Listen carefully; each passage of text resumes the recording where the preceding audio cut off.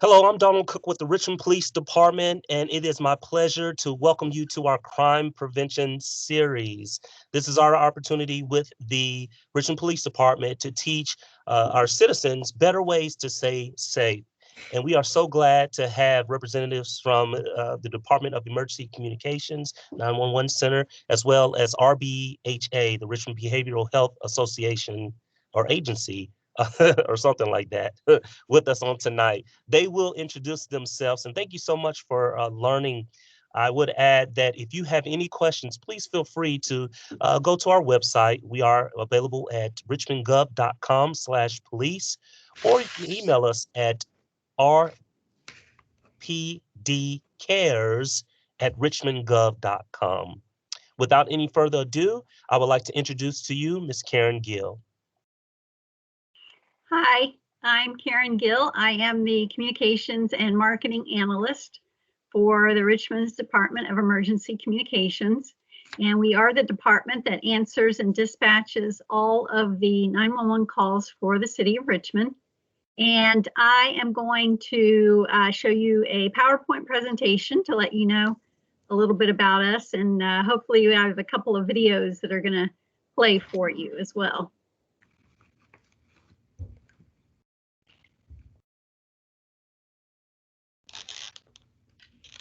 Okay, so we're going to talk about a little bit about the department and what we do, but primarily about how you can help us to serve you better. So we, as I mentioned, we do answer all of the 911 calls within the city of Richmond, and we answer some of the non-emergency calls as well. We dispatch the first responders for the Richmond Fire and Emergency Services and the Richmond Police Department. And we answer the calls for medical assistance, but those are transferred to the Richmond Ambulance Authority to be dispatched. We also have a technology division, and they provide infrastructure and maintenance on the radio systems, the computer-aided dispatch system, and the fire and the police alerting systems for the city. We are a separate department within the city of Richmond. We are not part of the police department.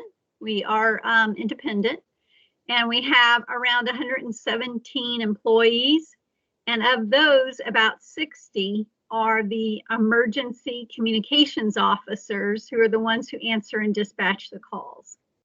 We're the second busiest 911 center in Virginia, and we answer around 400,000 calls per year. We are also accredited by CALEA. That's the Commission on Accreditation for Law Enforcement Agencies, and we are one of only 2% of emergency communication centers in the country that are accredited. So let's talk about some of the first important things that you should do during an emergency.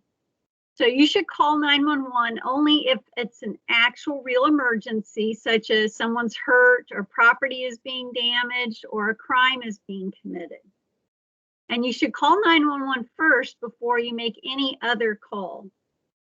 Make sure that you stay on the line until your call is answered, even if you dial 911 by mistake. And please speak clearly and calmly so that our emergency communications officers can understand you. The most important thing that you can do is tell the emergency communications officer who answers the location of the emergency.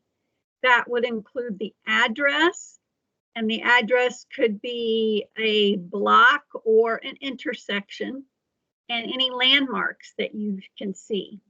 That's the most important information, and it's a little bit of a misconception that some people think that we know your location when you call, and we do not. We need for you to tell us your location. And then answer all of the emergency communications officers' questions to the best of your ability. And the information that you provide helps the first responders prepare for arrival. And then stay on the line until the emergency communications officer tells you it's okay to hang up. And then teach children and those with disabilities how to call 911 for help as well. And we have some resources on our website. There's also a website 911 for Kids, and there's a video featuring the character here, Cell Phone Sally, that's very good for kids to learn about 911. So what you should not do, please do not call 911 if it's not an emergency. There is a non-emergency number to file a police report, and that's 804-646-5100. There's also 311 in the city of Richmond. So you can call 311 or visit rva311.com or use the RVA 311 mobile app. And those are for other city services. Please do not allow children to play with old cell phones, because old cell phones may still be able to dial 911 even if they don't have service any longer. And please do not hang up once you've dialed 911. Even if it's a mistake, please stay on the line and explain that it was just a mistake and that you don't need any help. And that helps us to save time and resources. And don't assume that the person who answers, our emergency communications officer, knows your location. And don't hang up until you are told to do so. Here is another list that gives some of the other resources that you can call in addition to 911 if you need help within the city of Richmond. And this graphic is also available on our website where you can download and print it. I also have a version of it as a refrigerator magnet. And if you want one of those, you can email or call me to request it. And later in the presentation, I have my contact information for you. Now, in addition to calling, we also have the ability to accept text messages in Richmond and the surrounding counties, but it's not available in all areas of Virginia or all over the United States, but it is available here. So we ask that you call if you can, but text if you can't. So you could text if you are deaf or hard of hearing, or you can't speak because of maybe a medical emergency, or if it's not safe for you to speak. And again, just like when you call, you also need to provide the location when you send the text message. If you do not receive a reply by text, then you will, or if you receive a reply that texting is not available, then you'll need to make the call to 911 instead. So this is a video that we had produced through, we worked in coordination with Henrico County to produce this video for us about 911. So I'm going to go and play that for you now, and hopefully it will play and with the sound as well.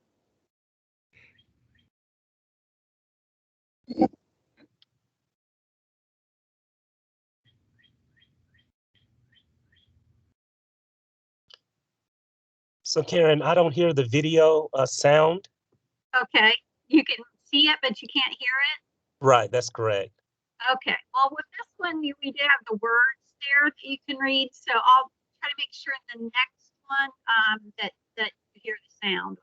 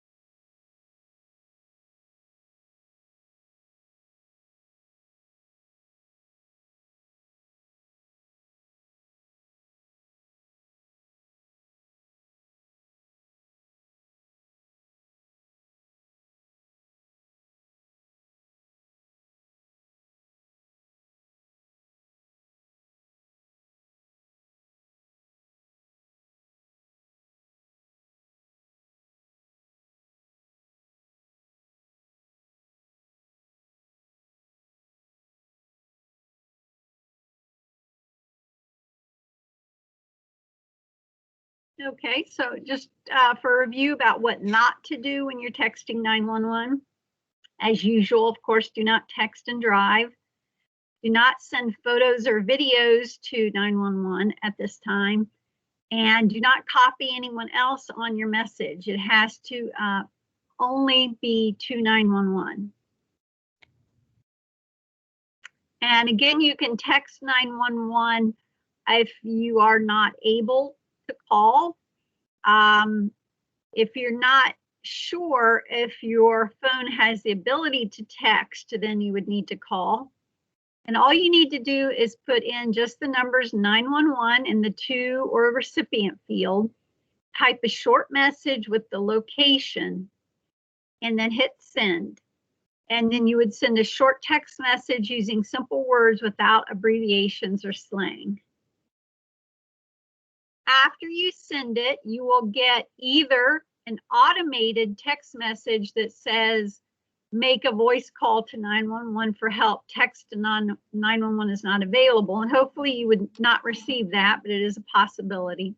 Or you would get a message, a text message from one of our emergency communications officers who will ask you to provide more information. Okay, here's another video that I have on getting help through COVID, during COVID from 911. But I think I'm going to go through the rest of the presentation and then we can come back to this because I want to make sure that the sound does play on this one. But primarily what we're going to say in this video is that in addition to the questions that we normally ask, we're asking additional questions about COVID now. Those don't slow down the response or change the response at all. They're only to help the first responders know what type of protection they need to take when they're interacting with you. So some other things that you could do to help us help you is invite us to come participate in your community events where we can provide information and giveaways. I can also do a presentation like this for civic and community groups. We also, you can learn about Pulse Point, which is a free app that you can download on your phone to be notified if someone nearby needs CPR, or to report the location of the AED devices, the automated, no, I forget what the AED stands for, but it's when you need to shock someone if they're in cardiac arrest. So you can learn more about that at pulsepoint.org. Please also visit our website. It's rva.gov/911. We have a monthly email newsletter. You can see that Cell Phone Sally video. You can see the text to 911 video. You can read about the history in 911. And then we also have a live feed of events. So you can see what's being reported at the time in the city of Richmond. We also are on social media at 911 RVA. And that's on Facebook, Twitter, Flickr, Instagram, YouTube, and Nextdoor. And all of those videos are, of course, on our YouTube channel as well. So please help us to help you stay safe. Now I'm going to stop presenting this one, but then I'm going to go back to it. So hopefully we can get that video to play. I think I know what I did wrong. Okay.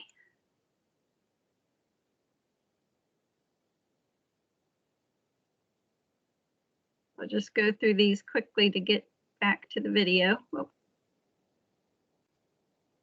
Good grammar and I want to do that.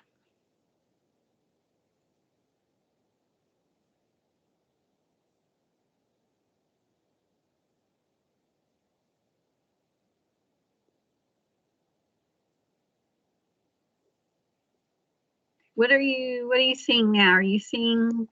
No video. Well, the volume did come through, Oh, okay. but there's no video. Okay. All right, I guess we'll have to forgo that video, but please go to our website, rva.gov/911, and we have the video there that explains a little bit more to you about our process and what happens when you call 911, and the fact that as soon as you provide the location and the type of emergency, then help is already being dispatched to you.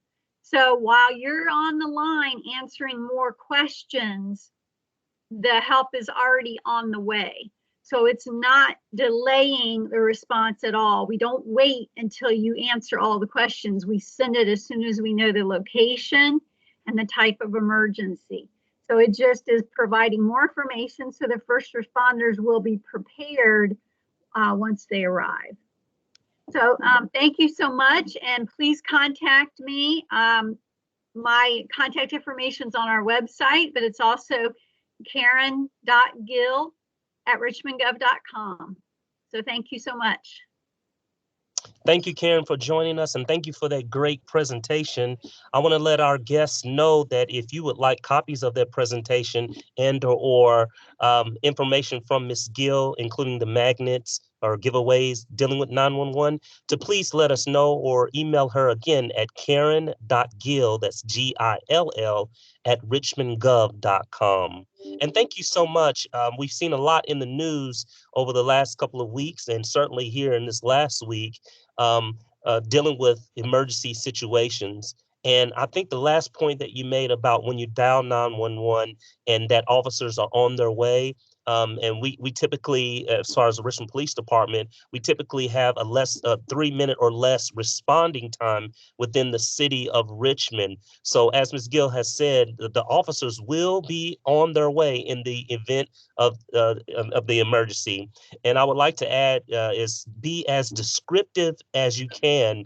Ms. Gill mentioned landmarks, knowing where you are, locations. I know simple things between the difference between a car or a truck or SUV. It sounds silly, right? But knowing this specific information, such as direction of travel and color and suspect information, really helps that officer out when he or she arrives on the scene.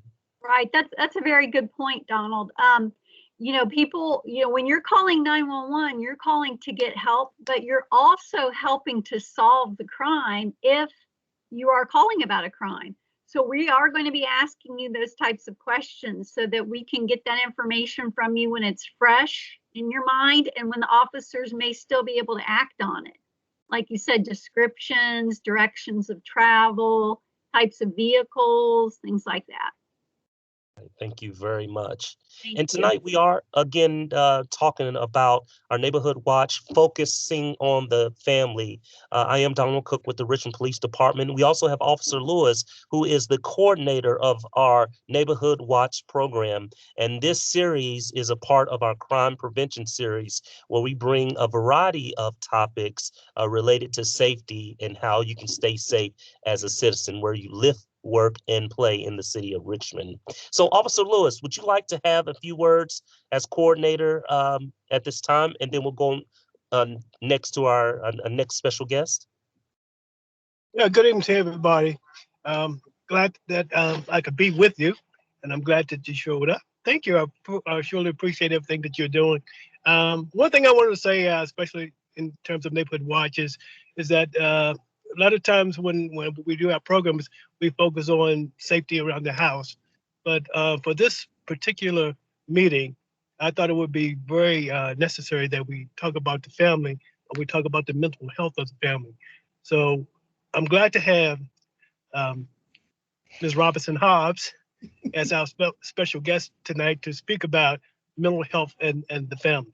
So, Ms. Hobbs, it's all yours. Hi, good evening. My name is Tara Hobbs, Robinson Hobbs, and I'm with Richmond Behavioral Health Authority.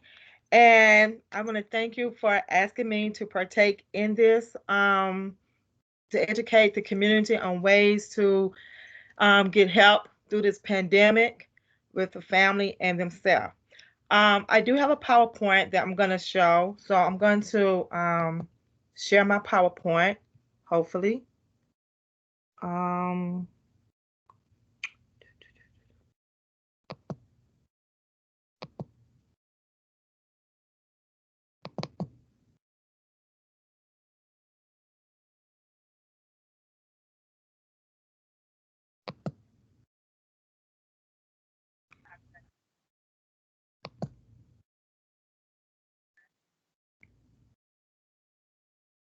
And my topic for tonight is the impact of COVID-19 on mental health.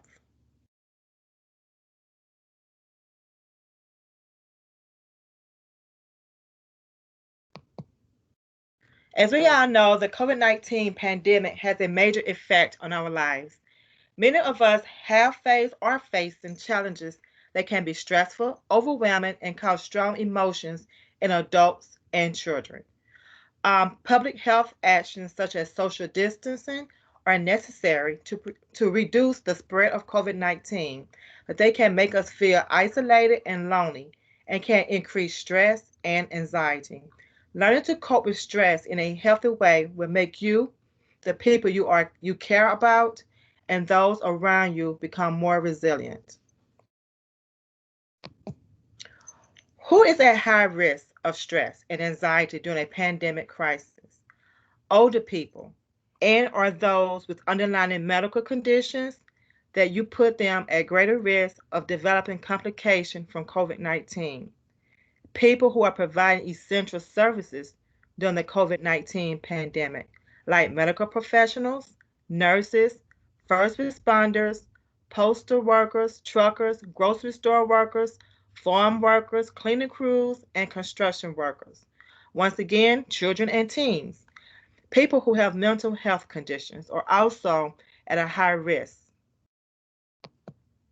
Stress can cause the following: feeling of fear, anger, sadness, worry, numbness, or frustration. Some changes that can happen is the decrease in appetite or either increase in appetite, decrease in energy, desires, and interests. Things that you used to do, you no longer want to do anymore. Difficulty in concentrating and making decisions, difficulty sleeping, or nightmares. Some people have problems going to sleep, staying asleep. Physical reactions such as headaches, body aches, pain, stomach problems, and skin rashes, which contributes from stress. Worsening of chronic health problems. You have people that have other major health issues, people with mental health conditions who already suffer from depression, bipolar, or schizophrenia. Increased use of tobacco, alcohol, and other substances. Sometimes when people get overwhelmed and stressed, they start using and increasing their use of those substances. It is natural to feel stress, anxiety, grief, and worry during the COVID-19 pandemic.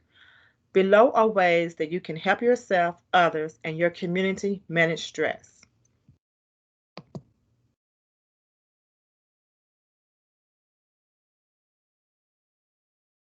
How can we cope with stress and anxiety during this pandemic? Once again, everyone reacts differently to stressful situations and changes. But there are things we can do to protect our mental health during this time.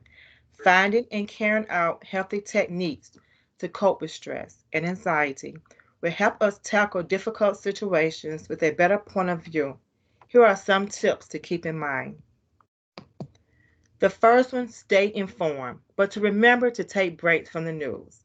As we all know, we watch the news, listen to the radio, and the COVID-19 has been the main focus of what's been going on in social media lately. So we have to take breaks and monitor how much we actually listen to the news or listen to the radio, because it can cause emotional health problems. The next one, maintain a routine. Organize your time. Get up in the morning like you normally would do. Cook breakfast, clean, personal hygiene, go for walks, be productive. But you have to maintain a daily routine.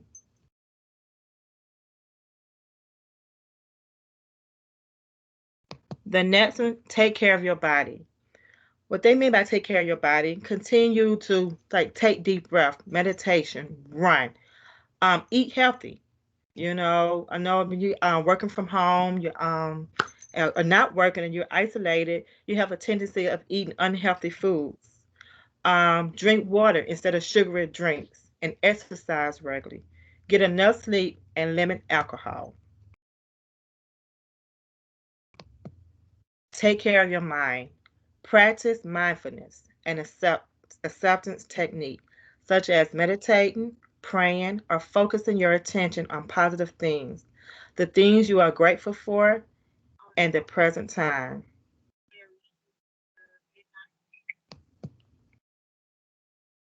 Oops. Be kind to yourself. Practice self compassion instead of self judgment. Let yourself notice your feelings, including negative ones, without judging them as good or bad, and find ways to release your emotions in a healthy way. This was a quote that I found that I thought was real nice. Be careful how you are talking to yourself because you are listening, and your thoughts can also influence your mood, behaviors, and your feelings.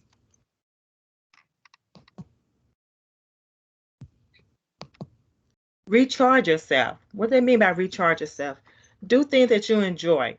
Sometimes people have been working in their garden, doing renovation to their homes, doing hobbies you enjoy, reading a book, watching a movie, going for a walk, or playing with your family. Follow your regular mental health treatment plan if you have one. If you have a provider, make contact with your provider. I know things have been going virtual. They have telehealth appointments. They're doing things through telehealth, through the phones, and different things of that nature. But you have to stay on top of it and make sure you have regular contact with your providers to maintain healthy mental health treatment. Stay socially connected with others. So you wonder, how can you stay socially connected with others when you're saying practice social distance? Well, you have Facebook. You also have Snapchat, Instagram. You have the phone in general to make phone calls. But it is very important that you communicate with others regularly and talk to people you trust about your concerns and how you are feeling. How do we respond to the emotional needs of children? A lot of times we forget that the children are impacted with the COVID-19 or anything that can be stressful to the family. And they stress from anxiety and depression as well due to the COVID-19. Um, Due to the COVID-19, daycare centers and schools were shut down. Many kids were around the country or staying at home with their parents or caregivers. And this drastic change in routine can cause emotional distress and a sense of uncertainty. Kids also like to be among their peers. They like to interact, play. So imagine taking all that from a kid and they're isolated in the house with their parents all day with nothing to do besides going to school on virtual learning. And some does well, and some kids didn't do well with that. But you have to talk to your kids about what is going on in the world and ways they can help. You can help them and give them treatment that they might need. Make time to talk with your children about COVID-19. Answer their questions in a way that they can understand. Help children feel safe and supported during uncertainties, and reassure them that this situation is temporary. Anxiety and stress can cause behavior changes in children. Let your children know that it is okay to be upset, sad, or restless, while teaching them to express their emotions through words or through art, reading, and other activities. Limit your family exposure to news coverage about COVID-19, including social media, and instead spend more time with your children without any type of distraction. Try to keep to your child's regular routine as much as possible, with time and activities for learning, playing, and relaxing. Be a role model with how you manage your own stress, anxiety, and other emotions, and respond to your child's emotional needs with patience. Mental health and crisis. If you are struggling to cope, there are many ways to get help. Call your healthcare provider if stress gets in the way of your daily activities. What I mean by daily activities, it also means your job, how you're able to manage your household, your family, and yourself. During time of extreme stress, people may have thoughts of suicide. Suicide is preventable and help is available. More about the risk of suicide, signs to watch for, and how to respond if you notice these signs in yourself or a friend or a loved one can be found here. Free and confidential crisis resources are also help you or your loved one connect with a skilled, trained counselor in your area. Right here, I have a list of providers. Seeing as though we are focused on the city of Richmond, you can always call the Community Service Board, Richmond Behavioral Health, and the crisis number is 804-819-4100, or you can ask as well as the 911 dispatcher supervisor stated earlier, 911. Also, this is a list of others places you can contact: the National Suicide Prevention Lifeline, the Child Abuse Hotline, the National Sexual Assault Hotline, the Veterans Hotline. So there are resources on here that you can contact, and they can direct you on who you need to contact and talk to in regards to the mental health and how it's impacting you in this pandemic. Um, I thought I had another. Oh, yeah, I do. Remember, you are not alone. The National Alliance of Mental Health is another good resource, and NAMI is some resources that I've used. Um, Mental health resources for adolescents and young adults. There are resources for them, and we should also always remember and consider their needs and their emotions during this time as well. And this concludes my presentation. All right. Thank you so much, Miss Tara Robinson Hobbs. I want to thank her too because we have a program with the Richmond Police Department known as the RESET program. And RESET stands for the Rapid Engagement of Support in the Event of Trauma. It's a program where we try to reset a certain neighborhood after or neighborhoods after they have been impacted by traumatic events. And I want to thank Ms. Robinson Hobbs for being one of our partners with that. In the past, is my opinion that mental health and receiving counseling services has been taboo in certain communities, and specifically the African American community.